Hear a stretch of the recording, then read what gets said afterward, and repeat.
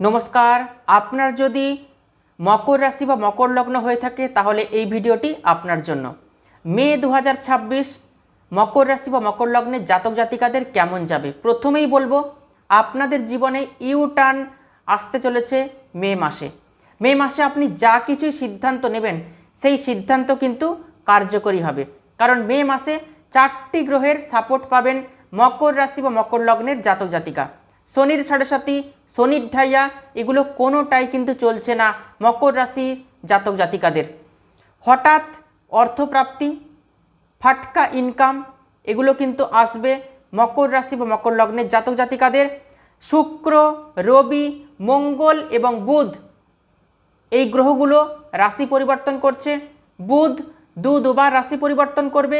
শুক্র প্রেম, ঐশ্বর্য, বৈভব দেবে। বুধ বুদ্ধির কারক গ্রহ, বাকশক্তির কারক গ্রহ, ব্যবসার কারক গ্রহ।